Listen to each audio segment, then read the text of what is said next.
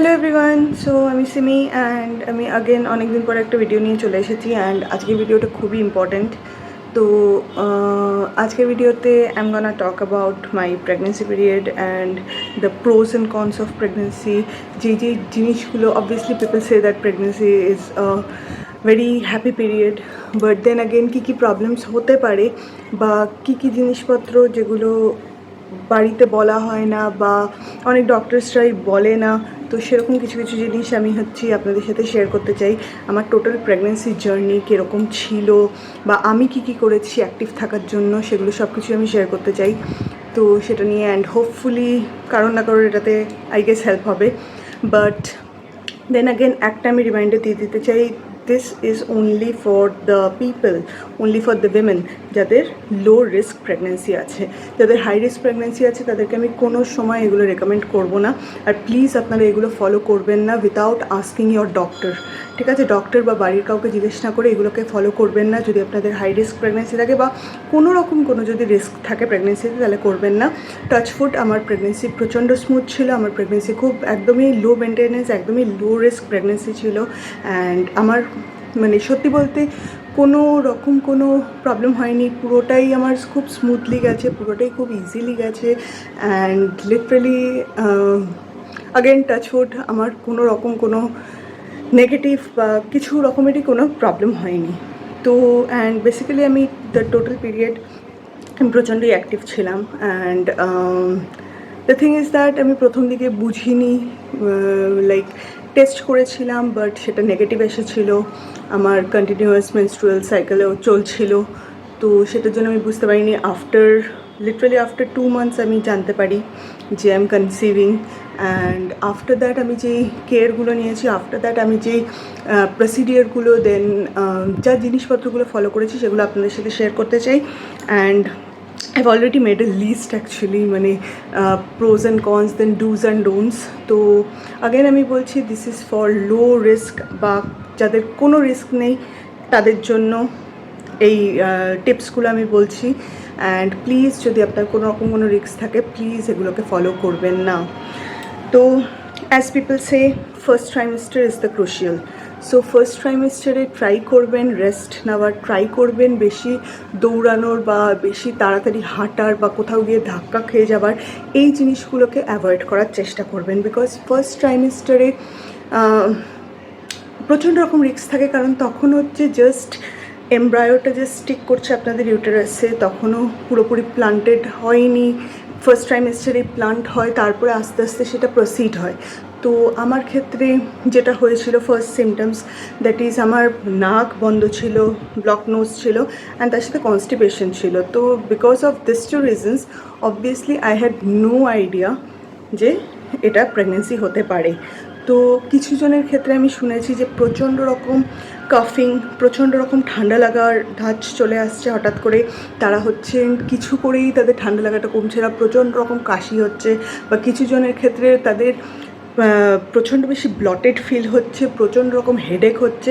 Different sign of প্রেগনেন্সিস কিন্তু হতে পারে। ইট ইজ নট অলওয়েজ যেটা বইতে বা যেটা টিভিতে দেখানো হয় যে মিসড পিরিয়ডস মানেই pregnancy, it is not always like that. Because অনেক ক্ষেত্রে এমনও হবে যে অ্যাটলিস্ট স্টিল 7 to 8 months কিন্তু নর্মাল পিরিয়ডস চলে। সেই ক্ষেত্রে কিন্তু আপনারা এটা ধরে নিতে পারবেন না যে পিরিয়ডস হচ্ছে মানে প্রেগনেন্ট নয়, ঠিক আছে? এইটা অনেকেই হয়তো জানে না, বাট দেন অ্যাগেন আপনাদের ডক্টরসটা বলে দেবে যে প্রচণ্ড রকম কিন্তু এই প্রবলেমগুলো হতে পারে, যেগুলো মানে কোনো দিনও আপনার সাথে হয়নি, সেই প্রবলেমসগুলো কিন্তু হট করে প্রেগনেন্সির টাইমে আসতে পারে। তো এই ছোটো ছোটো জিনিসগুলোকে একটু লক্ষ্য করবেন যে আপনার লাইফে কোন জিনিসটা একটু অদ্ভুত বা অন্যরকম হচ্ছে, সেটার উপর বেস করে অনেকটাই আপনারা গেস করতে পারবেন। নেক্সট আমি আসি ডক্টরের ক্ষেত্রে। একটা জিনিস আমি বলে রাখি, কলকাতাতে অনেকেই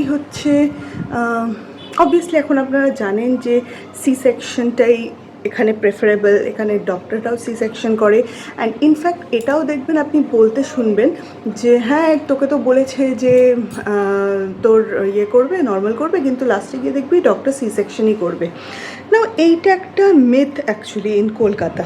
তো রিয়ালিটিটা আমি বলি, কলকাতায় যে কোনো হসপিটালে যে কোনো ম্যাটারনিটি ওয়ার্ড যেখানে আছে, সেইখানের হসপিটালে একটা লিস্ট থাকে যেই ডক্টররা হচ্ছে শুধুমাত্র নর্মাল ডেলিভারি করান, আর আরেকটা লিস্ট থাকে যেই ডক্টররা শুধুমাত্র সিজারিয়ান ডেলিভারি করান।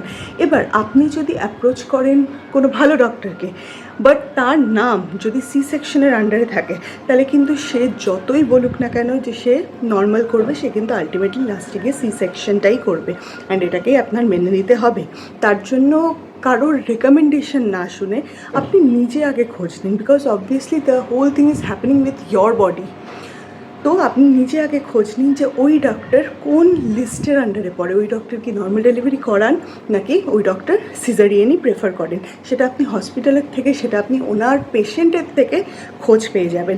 আমার পার্সোনাল রেকমেন্ডেশন, আমি যেই ডক্টরের আন্ডারে, রূপা শারণ গাঙ্গুলি, তিনি one of the best doctor in Bhagirathi Neotia, and উনি আমাকে প্রথম থেকেই, আমি অ্যাকচুয়ালি উনি আমার থার্ড ডক্টর, ঠিক আছে। অ্যান্ড আমি লিটারালি অ্যারাউন্ড 34 উইকস ওনার কাছে আমি ফার্স্ট চেক আপের জন্য যাই, অ্যান্ড শি টোল্ড মি যে আমি কোনোরকম কোনো হোপ দেবো না, যদি একদম লাস্ট অবধি প্রেগনেন্সি স্মুথ থাকে, যদি একদম লাস্ট অবধি কোনোরকম কোনো কমপ্লিকেশনস না থাকে, then we will proceed with normal delivery. And যদি কোনো কমপ্লিকেশনস থাকে বা অ্যামনিওটিক ফ্লুইড যদি কম থাকে বা বেবির যদি গ্রোথ বেশি থাকে then the pelvis bone of the mother, তাহলে obviously she will proceed with the emergency C section.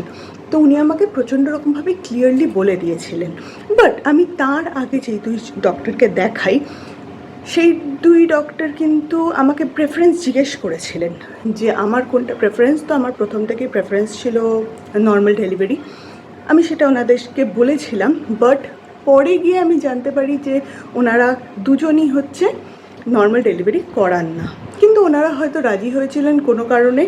But আমি এইটুকু বুঝতে পেরেছিলাম যে পরে গিয়ে ওনারা চেঞ্জ করতে পারেন। আমি সেই দুই ডক্টরের নাম অবভিয়াসলি নেব না, বিকজ দুজনই প্রচণ্ড রিনাউন্ড অ্যান্ড খুবই ভালো ডক্টর। বাট দেন অ্যাগেন আমার এইটাতেই প্রবলেমটা ছিল যে আগের থেকে বলে দেওয়া উচিত, বাট একটু ভেবে দেখুন, কোনো ডক্টরই প্রফেশনালি ওরমভাবে বলে দেবে না যে আপনাকে আমি নর্মালি করাবো বা আপনাকে আমি সিজারিয়ানই করাবো, এটা কোনো ডক্টরই বলে দেবেন না। তো রূপা শারণ গাঙ্গুলির ক্ষেত্রে আমার যেটা হয়েছিল যে উনি হচ্ছেন আমাকে পুরোভাবেই গাইড করতেন। উনি বুঝতেই পেরেছিলেন যে আমি ফার্স্ট টাইম মাদার অ্যান্ড আমার অনেক বেশি কোয়ারিজ থাকতে পারে, অনেক বেশি আনকমফোর্টেবল ফিল আসতে পারে। তিনি কোনোদিনও টাচফুড, তিনি কোনোদিনও সেই ফিলটা আসতেই দেননি। তিনি প্রচণ্ড রকম মাদারলি একটা ইনস্টিংক্টে আমাদের সাথে কিন্তু কথা বলেছেন, আমার সাথে এবং আমার হাজব্যান্ডের সাথে। তিনি কিন্তু খুবই একটা মাদারলি নেচারে কথা বলেছেন, অ্যান্ড প্রত্যেকবার যতবারই গেছি খুব ভালো আমাকে অ্যাসিওরেন্স দিয়েছিলেন। আরেকটা জিনিসে আসি, অনেকেই দেখবেন বলবে যে এটা করা উচিত, ওটা করা উচিত, সেটা করা উচিত। কিছু কিছু জিনিস সায়েন্টিফিক্যালি প্রুভেন যে আপনার প্রবলেম হতে পারে। দেন কিছু কিছু জিনিস ওল্ড ওয়াইফ টেলস বা মিথ। তো সেই ক্ষেত্রে আমি বলবো সবাইরাই দেখবেন, আগেন আমি এখানেও বলতে চাই যে আমি বলছি বলেই কিন্তু সেইটা ঠিক সেটা কিন্তু না। আমি অবভিয়াসলি আমার এক্সপিরিয়েন্স শেয়ার করছি, and trust me on this thing. সবাই সবার এক্সপিরিয়েন্স দিয়ে কিন্তু আপনাকে বলবে যে এটা করবেন না বা ওটা করবেন, ঠিক আছে। মানে আগেন আমি বলবো যে সবাইদের প্রেগনেন্সি সেম না, সবাইদের বডি কিন্তু সেম না। আমার বডিতে যেটা স্যুট করছে আপনার বডিতে সেটা নাও স্যুট করতে পারে। সেটার জন্য আমি বলবো নিজের মাদারলি ইনস্টিংক্ট, নিজের বডিকে জানুন। আপনার বডিতে কোনটা স্যুট করবে, আপনার জন্য কোনটা ভালো হবে, আপনার ভালো মন্দটা নিজে বুঝতে শিখুন। যদি ডাউট থাকে, গো টু দ্য ডক্টর। অনেক কিছু এরকম বারণ করবে যেগুলোর কোনো ভ্যালিড রিজন নেই। আমি সেই জিনিসগুলো সত্যি বলতে ফলো করিনি, যেগুলোর আমি কোনো রিজন পাইনি, যেগুলোর কোনো লজিক নেই, আমি সেই জিনিসগুলো কিন্তু ফলো করিনি। And then again pregnancy comes with many superstitious believes. অনেক রকম, যদি আপনার বাড়ি যদি কনজারভেটিভ হয় বা খুব ট্রেডিশনাল বাড়ি হয় লাইক মাইন, তো সেখানে কিন্তু আপনাকে অনেক টাইপের এমন জিনিস বলবে যে এটা করা উচিত না, ওটা করা উচিত না। কিছু কিছু মানা উচিত যেগুলো দেখবেন যে আপনার পক্ষে মানাটা সম্ভব হচ্ছে। যেরকম ধরুন আমি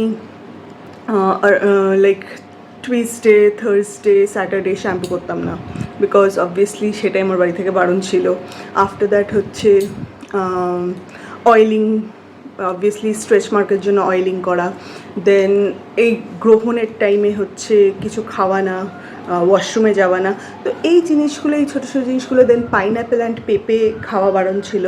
তো এই জিনিসগুলো যেগুলো আপনার পক্ষে মানে প্রবলেম্যাটিক হবে না, যেগুলো আপনি মানতে পারবেন, সেই জিনিসগুলো অবভিয়াসলি ফলো করবেন।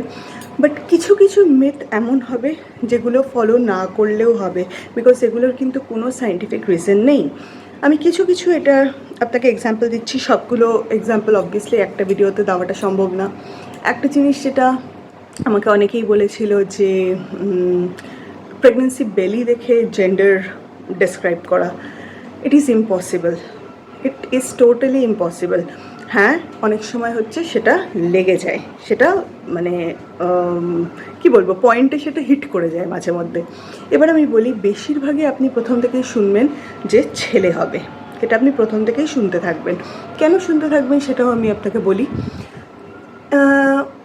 ছেলেদের কি বলবো, লাইফ এক্সপেক্টেন্সিটা অ্যাকচুয়ালি কম থাকে দেন মেয়ে। জেনারেলি দেখবেন ছেলেরা মারা যায় বেশি দেন মেয়েদের কিন্তু ইমিউন পাওয়ারটা বেশি থাকে ছেলেদের থেকে। Same goes for the sperm, যেগুলো হচ্ছে এক্স স্পার্ম, সেগুলো হচ্ছে মেয়ে, সেইটা কিন্তু অনেক দিন সার্ভাইভাল রেটটা বেশি থাকে। বাট যেগুলো ভাইস স্পার্ম, সেগুলো হচ্ছে ছেলে, তো তাদের কিন্তু এক্সপেকটেশনটা কম থাকে, ঠিক আছে? তার জন্য ভাইস স্পার্ম আগে গিয়ে ফার্টিলাইজ হওয়ার চান্স থাকে, যেহেতু তাদের লাইফ এক্সপেক্টেন্সিটা কম থাকে। তার জন্য কিন্তু আমাদের এখানে অবভিয়াসলি আপনারা সেক্স রেশিও দেখেইছেন, ছেলেরা কিন্তু বেশি, মেয়েরা কিন্তু কম। অ্যান্ড অনেকে এটাকে বলবে যে due to female infanticide, but then again আপনারা যদি বায়োলজিক্যালি দেখেন, তাহলে কিন্তু এক্স স্পার্মের থেকে কিন্তু ভাইস স্পার্ম অনেক বেশি হচ্ছে ফার্টিলাইজ হওয়ার চেষ্টা করে, বিকজ তাদের লাইফ এক্সপেক্টেন্সি কম থাকে, ঠিক আছে? তার জন্য এখানে কিন্তু ছেলে বেশি হয়, যে কোনো জায়গায় হচ্ছে দেখবেন মেয়ের থেকে ছেলে বেশি হয়। বাট সারপ্রাইজিংলি নতুন যে জেন্ডার সার্ভে হয়েছে, সেখানে দেখা গেছেন যে ফিমেল আর মোর দেন মেল। ওকে, তো আপনারা নিজেরাও সার্চ করে দেখতে পারেন যে এখন রাইট নাও জেন্ডার রেশিওতে কিন্তু ফিমেলরা অনেক বেশি দেন মেল। আরেকটা মিথ্যে আসি আমি, নেক্সট মিথ্যায়। অনেকে বলবেন, দেখবেন যে যদি চুল পড়ে, অ্যাকনের প্রবলেম থাকে, হাইপার পিগমেন্টেশন থাকে, এইগুলো সাইন হচ্ছে মেয়ের, কারণ মেয়ে হচ্ছে আপনার বিউটিটাকে নিয়ে নিচ্ছে। But trust me on this thing, এইটা কিচ্ছু ম্যাটার করে না। বা in fact goes for morning sickness. অনেকে বলবে যে যদি প্রচণ্ড রকম মর্নিং সিকনেস থাকে, যদি সারাদিন প্রচণ্ড রকম মানে নশিয়েটিক ফিল হয় বা প্রচণ্ড রকম টায়ার্ডনেস থাকে, তাহলে সেটা মেয়ে, এটা অনেকেই বলবে। But believe me on this thing, এইটা একদমই মিথ, এইটার কোনো সায়েন্টিফিক রিজন নেই।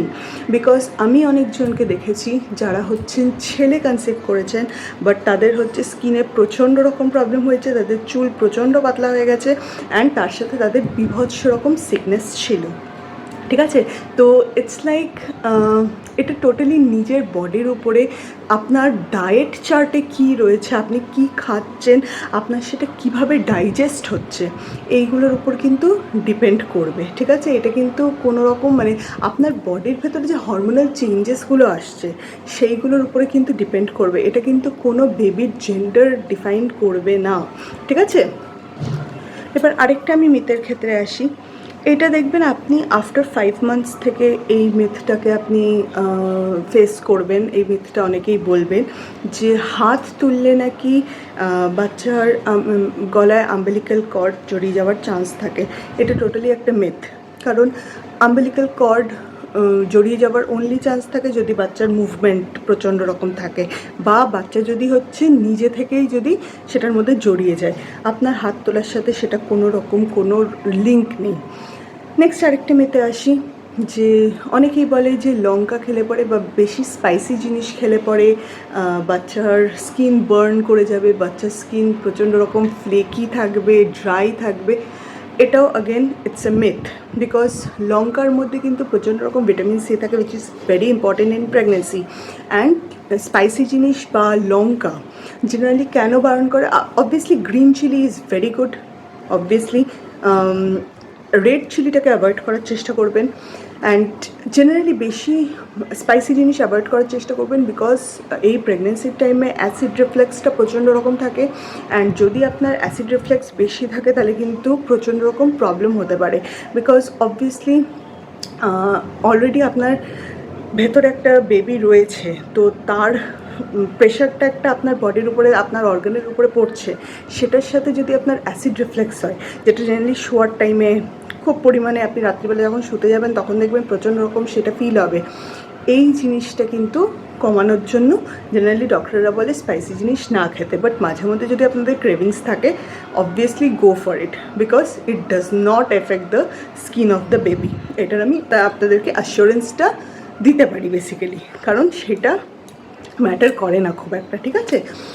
এবার আসি কী কী জিনিস আপনাদের খাওয়াটা অ্যাভয়েড করা উচিত আর কী কী জিনিস আপনাদের খাওয়াটা খুব উচিত।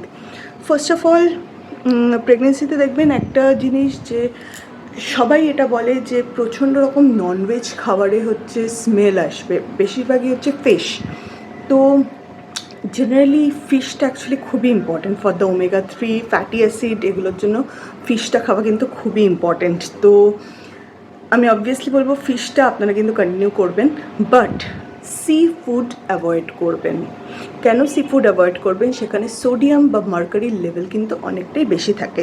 অ্যান্ড ডক্টরের সাথে একটু কথা বলে নেবেন, যেই ফিশগুলোতে প্রচণ্ড পরিমাণ মার্কারি থাকে সেই ফিশগুলোকে কিন্তু অ্যাভয়েড করবেন, বিকজ সেই মাছগুলোকে খেলে পরে কিন্তু মার্কারি পয়জনিংয়ের চান্স হতে পারে। আর obviously chicken, mutton is very important. বাকি যদি আপনি pork, then beef, then any other tortoise, টার্টেলের, এগুলো যদি আপনি প্রেফার করে থাকেন, দেন আমি বলবো পার্সোনালি এই প্রেগনেন্সির টাইমটুকুতে সেটাকে অ্যাভয়েড করতে, বিকজ ওগুলোর মধ্যে স্যালমোনেলা বলে এক টাইপের ব্যাকটেরিয়া থাকে, ভাইরাস থাকে, সেগুলো কিন্তু আপনার ফিটাসকে অ্যাট্যাক করতে পারে, ঠিক আছে? সেটার জন্য আমি অবভিয়াসলি বলবো যে only stick to chicken, mutton, fish and egg, ঠিক আছে? Egg is very important, egg is a great source of protein. And তার সাথে ইন ইয়োর ডায়েট ইনক্লুড পনির, বাড়িতে তৈরি, বাইরের থেকে বা মিষ্টির দোকান থেকে কিনে আনা পনির কিন্তু না, বাড়িতে নর্মাল হচ্ছে লেবু দিয়ে আপনারা ছানা কাটাবেন। ডু নট ইউজ দ্যাট ল্যাকটেটের যে পাউডারগুলো পাওয়া যায় ছানার জন্য, সেটাকে ইউজ করবেন না। নর্মাল দুধের মধ্যে লেবু দিয়ে আপনারা ছানা কাটাবেন, অ্যান্ড ডেইলি অ্যাটলিস্ট ছোটো বাটির এক বাটি সেটাকে কিন্তু খাবেন। তার সাথে আরেকটা খুব ভালো জিনিস, ধরুন বাচ্চার ওয়েট বাড়ছে না বা আপনার ওয়েটের কোনো প্রবলেম হচ্ছে, তাহলে ড্রাই ফ্রুটস ইনক্লুডিং ছোলা, এটাকে কিন্তু ইনক্লুড রাখবেন নিজের ডায়েটে। স্প্রাউটস খাবেন না, স্প্রাউটস দরকার পড়ে না। স্প্রাউটস যাদের হচ্ছে ফার্টিলিটির প্রবলেম থাকে বা যাদের হচ্ছে কোনো রকম কোনো ইউটেরাসের প্রবলেম থাকে, তাদের যদি এরকম কোনো প্রবলেম থাকে তাহলে তারা কিন্তু স্প্রাউটসটা খেতে পারেন। বাট যদি আপনি ওয়ান্স ইউ আর প্রেগনেন্ট, আপনার কিন্তু স্প্রাউটস খাওয়ার দরকার নেই। তার থেকে বরঞ্চ আপনি ছোলা ভাজা যদি সম্ভব হয়, বা ছোলা সিদ্ধ করে বা ছোলা ভিজিয়ে রেখে সেই জিনিসটা খাবেন, খুবই ভালো। ড্রাই ফ্রুটসের মধ্যে কিশমিশটা অ্যাভয়েড করাই বেটার, বিকজ কিশমিশের থেকে অনেক সময় অ্যাসিড রিফ্লেক্স হতে পারে। তো যাতে আপনার প্রবলেম না হয় সেটার জন্য কিশমিশ অবভিয়াসলি অ্যাভয়েড করতেই পারেন, বাট এমনিতে খুব একটা কিছু প্রবলেম হয় না কিশমিশ খেলে। দেন আগেন আমি আসি আরেকটা কথায়, যে জল আর ঘুম এই দুটো কিন্তু প্রচণ্ড important in pregnancy. At least make sure 4 to 5 liters of water every day, because দেখবেন লাস্টে গিয়ে অ্যামনিওটিক ফ্লুইড কিন্তু আস্তে আস্তে কমতে থাকে। তো জলের যদি আপনার বডিতে যদি জলের ইনটেকটা কমে যায় তাহলে কিন্তু প্রচণ্ড রকম প্রবলেম হতে পারে। শুধুমাত্র অ্যামনিওটিক ফ্লুইডের না, আপনার হাত পায়ে ব্যথা এই জিনিসগুলো কিন্তু হতে পারে, বিকজ আগেন আমি বলে দিচ্ছি, হাত পায়ে ব্যথা, কোমরে ব্যথা, দেন মাথা ব্যথা, এইগুলো কিন্তু খুব কমন জিনিস প্রেগনেন্সিতে, ঠিক আছে? মাঝে মধ্যে এক্সক্রুশিয়েটিং পেন হবে, কিছু জনের ক্ষেত্রে সেই পেনটা মেনস্ট্রুয়াল ক্র্যাম্পসের মতন হতে পারে, কিছু জনের ক্ষেত্রে সেটা প্রচণ্ড রকম বেশি হতে পারে। তো এই সবগুলোর কিন্তু একটা খুব ভালো জিনিস, সেটা হচ্ছে জল, ঠিক আছে? জল is the most important remedy এখানে। অ্যান্ড ঘুমটা ট্রাই করবেন 8 to 10 hours। আপনি হয়তো ওয়ার্কিং উইমেন হতে পারেন, ট্রাই করবেন অ্যাটলিস্ট, যদি আপনি ওয়ার্কিং উইমেন হয় অ্যাটলিস্ট ট্রাই করবেন 8 আওয়ার্স যেন আপনি ঘুমোন, ঠিক আছে? অবভিয়াসলি যদি আপনি ওয়ার্কিং ওম্যান না হন, যদি আপনি বাড়িতে থাকেন, ট্রাই করবেন 8 to 10 আওয়ার্স ঘুমোতে। বিকজ দেখুন, অনেকবার করে হচ্ছে আপনাকে ওয়াশরুম যেতে হবে। বিকজ আপনারা জানেনই যে যখন ইউটেরাসটা আস্তে আস্তে বাড়তে থাকে তখন ব্লাডের মধ্যে প্রচণ্ড রকম প্রেশার পড়ে, তো আপনাকে বারবার ওয়াশরুমে যেতে হবে। আপনার একদিকে একটা সাইডে শোয়ার পরে আরেকটা সাইড হতে প্রবলেম হবে, এগুলোর জন্য কিন্তু ঘুমের প্রচণ্ড ডেপ্রিভেশন হয়, প্রচণ্ড রকম ডিস্টার্ব হয়। তো সেইগুলোকে অ্যাভয়েড করার জন্য অ্যাটলিস্ট ট্রাই করবেন 8 to 10 আওয়ার্স ঘুমানোর জন্য, which is very important for both the mother and the child. বাচ্চার মুভমেন্ট খুব লক্ষ্য করবেন। আফটার 6 to 7 মান্থস আপনি কিন্তু বাচ্চার মুভমেন্ট আস্তে আস্তে ফিল করতে পারবেন। প্রথম দিকে সেটা লাইটনিং বা ফ্লাটারিং মুভমেন্ট হতে পারে, যেগুলোকে লিটারালি গ্যাস বাবলস মনে হয়, বাট লক্ষ্য করবেন যে বাচ্চাটা মুভমেন্ট করছে নাকি। অ্যান্ড প্রথম দিকে হয়তো এতটা বেশি ফিল করতে পারবেন না, কিছু মাদার্স ফিল করতে পারে, কিছু মাদার্স ফিল করতে পারে না, সেটাতে একদমই হচ্ছে ঘাবড়ে যাবেন না। যখন ডক্টর চেক আপ করে দেবেন তখন অবভিয়াসলি উনি মুভমেন্ট অ্যান্ড অল দেখে নেবেন, হার্টবিট দেখে নেবেন, সেগুলো প্রচণ্ড রকম ম্যাটার করবে, সেগুলো একটু খেয়াল রাখবেন। আর একটা জিনিস সেটা হচ্ছে ইফ পসিবল আপনি প্রেগনেন্সির টাইমে কাঁচা নুন আর চিনি বাদ দিয়ে দেবেন। এটায় ট্রাস্ট মি আপনারা যে কত হেল্প পাবেন সেটা আপনারা বুঝতে পারবেন না, বাট ল্যাটার ইন প্রেগনেন্সি আপনি রিয়েলাইজ করবেন, ঠিক আছে? পুরো সুগার ইনটেকটাকে কাট অফ করে দিন, যেগুলোতে সুগার থাকে সেগুলো কাট অফ করে দিন। ডায়েটে কার্বোহাইড্রেট, প্রোটিন, ফ্যাট এগুলো সবই রাখুন, কিন্তু সুগার ইনটেকটাকে কাট অফ করে দিন। আর কাঁচা নুন খাবেন না, রান্নায় যেইটুকু দরকার সেইটুকু নুন দেবেন, বাকি কাঁচা নুন আপনার প্লেটে নেবেন না, ঠিক আছে? অ্যান্ড আরেকটা জিনিসে আসি, সেটা অ্যাটলিস্ট দিনে ট্রাই করবেন 2 থেকে 3টে ফল খেতে, 2 থেকে 3টে রকমের ফল খেতে, যার মধ্যে ইনক্লুড করতে পারেন স্ট্রবেরি, কিউই, ম্যাঙ্গো, বানানা। বানানাটার মধ্যে আমি বলবো যে অবভিয়াসলি কাঁঠালি কলা যদি খান তাহলে খুবই ভালো। অ্যাপেল, গুয়াভা এগুলো কিন্তু প্রচণ্ডই ইম্পর্টেন্ট, ঠিক আছে? তো আর যদি আপনাকে এর মধ্যে থেকে কিছু যদি বারণ করে ডক্টর, তাহলে প্লিজ এটাকে শুনবেন, এটাকে অ্যাভয়েড করবেন যেটা বারণ করবে। And obviously along with food, along with fruits, along with water, সাপ্লিমেন্টসগুলোকে কিন্তু মিস করবেন না, supplements like the vitamins. And আমার প্রেগনেন্সিতে আমার যেটা হয়েছিল, আমার ভিটামিন B12 প্রচণ্ড রকম কম ছিল, সেটার জন্য আমার হচ্ছে ব্লাড ফর্মেশন হচ্ছিল না, অ্যান্ড অ্যাজ এ রেজাল্ট আমার হিমোগ্লোবিনের খুব প্রবলেম ছিল। তো সেটার জন্য আমাকে ইঞ্জেকশনস নিতে হয়েছিল, বিকজ যেহেতু আমার ভিটামিন B12 কম ছিল তার জন্য আয়রন অ্যাবজর্বেশন আমার বডিতে হচ্ছিল না। তার জন্য এই জিনিসগুলো আপনারা একটু ডক্টরকে দেখিয়ে নেবেন। কোনো দিনও কোনো সময় যদি কোনো টেস্ট করতে বলে সেটাকে ফেলে রাখবেন না, সেই টেস্টটা করাবেন। অ্যান্ড অবভিয়াসলি মানে যেরমভাবে ডক্টর বলবেন সেরমভাবে আপনারা কিন্তু চলার চেষ্টা করবেন।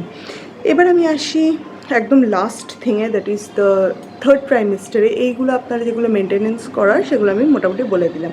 এবার 3rd ট্রাইমেস্টারে আপনাকে কিছু কিছু জিনিস ইনক্লুড করতে হবে, আর এগুলো মেনলি হচ্ছে ফর পেশেন্টস, ফর মাদার্স যাদের হচ্ছে ন্যাচারাল ডেলিভারি হবে, তারা কিছু হচ্ছে প্রেগনেন্সি যোগাস। আমি আপনাদেরকে এরপরেই এখানে প্রেগনেন্সি যোগার কিছু আমি আপনাকে একটা পিকচার দিয়ে দেবো, যেই প্রেগনেন্সি যোগাগুলো আমি প্র্যাকটিস করেছিলাম। তো এই প্রেগনেন্সি যোগাসগুলো আপনারা প্র্যাকটিস করবেন, এই পোজগুলো আপনারা প্র্যাকটিস করবেন। এগুলো করবেন যদি মাত্র আপনাদের লো রিস্ক বা নো রিস্ক প্রেগনেন্সি থাকে, দেন অনলি। আর তার সাথে ব্রিদিং এক্সারসাইজ প্র্যাকটিস করবেন, যেটা আপনাকে প্রচণ্ড রকম হেল্প করবে নর্মাল ডেলিভারির পুশের জন্য। এই জিনিসগুলো ফলো করলে কিন্তু প্রেগনেন্সি প্রচণ্ড রকম ইজি হয়ে যাবে। অ্যান্ড আরেকটা জিনিস আমি বলবো এক্সারসাইজের ক্ষেত্রেই, বাড়ির যাবতীয় সব কাজ করুন, ঠিক আছে? একটা জিনিস খালি একটু মেনটেন করবেন, সেটা হচ্ছে যে বেশি বেন্ড হয়ে ভারী জিনিস তোলাটা খালি করবেন না। তাছাড়া ডাস্টিং এগুলোর থেকে কিন্তু অ্যালার্জিস হতে পারে, এই জিনিসগুলোকে বাদ দিয়ে কাপড় কাচা, এই জিনিসগুলো, কারণ হার্মফুল ডিটারজেন্টস যদি আপনি ইনহেল করেন বা যদি আপনি রান্নাঘর বা বাথরুম পরিষ্কারের যে ডিসইনফেক্টেন্টসগুলো সেগুলো যদি প্রচণ্ড রকম ইনহেল করেন তাহলে কিন্তু প্রবলেম হতে পারে। এই জিনিসগুলোকে, বাড়ির কাজগুলোকে অ্যাভয়েড করে বাকি সব কাজ আপনি করতে পারেন till the last day of the delivery, ঠিক আছে? মানে একদম ডেলিভারির আগের দিন অবধি আপনি কিন্তু এই সব কাজগুলো করতে পারেন, কোনোটাই কিন্তু খুব একটা কিছু রিস্ক হয় না, তার সাথে একটা জিনিস যেটা করবেন সেটা হচ্ছে হাঁটা। রোজ দিন সকালে 1 ঘন্টা হাঁটা, বিকেলে 1 ঘন্টা হাঁটা। এইটা যদি আপনারা করতে পারেন, ট্রাস্ট মি বলছি, আপনাদের প্রেগনেন্সি কিন্তু অনেক বেশি স্মুথ হবে। অ্যান্ড নেক্সট আমার আরেকটা ভিডিও আমি এই ব্যাপারে করতে চাই, অ্যান্ড ওইটা হবে আমার পোস্ট প্রেগনেন্সি নিয়ে। সেখানে আমি আপনাদের সাথে ডিসকাস করব যে আমি আমার পোস্ট প্রেগনেন্সির টাইমে কী কী জিনিসপত্র করছি বা কী কী জিনিসপত্র আমার করলে পরে বেটার হচ্ছে, সেই জিনিসগুলো আমি শেয়ার করব। বাট দেন আগেন আমি আপনাদেরকে একটাই কথা বলতে চাই, যদি আপনার বডি সাপোর্ট করে দেন অনলি আপনারা এই জিনিসগুলোকে ফলো করবেন। যদি আপনাদের ডক্টর অ্যালাউ করেন, এখানেও যদি আপনাদের কোনো রকম কোনো ডাউট থাকে, আপনারা আপনাদের ডক্টরদেরকে জিজ্ঞেস করবেন, আপনারা আমাকে কমেন্টে জিজ্ঞেস করবেন। যে যদি কোনো ডাউট থাকে, আমি অবভিয়াসলি নেক্সট ভিডিওতে আপনাদের সেই ডাউটসগুলোকে ক্লিয়ার করে দেবো, সেই কোয়েশ্চেন্সগুলোর আনসার দেবো। অ্যান্ড অবভিয়াসলি আমি অগেন লাস্টবারের জন্য আমি বলছি যে অবভিয়াসলি নিজের বডি কী চায় বা নিজের বডিতে কী জিনিসটা স্যুট করবে, সেই জিনিসগুলোতে ফোকাস করবেন। একজন বলছে বলে আপনারা সেটা করতে শুরু করবেন, সেটা কোনো সময়ই করবেন না। বিকজ আপনার বডি অ্যান্ড আপনার বেবির বডি কিন্তু আপনি সবথেকে বেশি জানেন দেন এনি আদার পারসন। যে কোনো পার্সন আপনাদেরকে যদি কিছু করতে বলে, সে কিন্তু তার নিজের প্রেগনেন্সি বা তার নিজের এক্সপিরিয়েন্স থেকে আপনাকে বলবেন। And again last but not the least, every pregnancy is difficult. তো আপনার বডিতে যেটা হচ্ছে সেটা সামনের জনের বডিতে নাও হতে পারে। তার জন্য কাউকে কিছু রেকমেন্ড করার আগে বা কারোরটা কিছু রেকমেন্ডেশন শোনার আগে একবার নিজেকে কিন্তু জিজ্ঞেস করে নেবেন, বা একবার ডক্টরকে কিন্তু জিজ্ঞেস করে নেবেন whether your body is suitable for that or not. Thank you very much.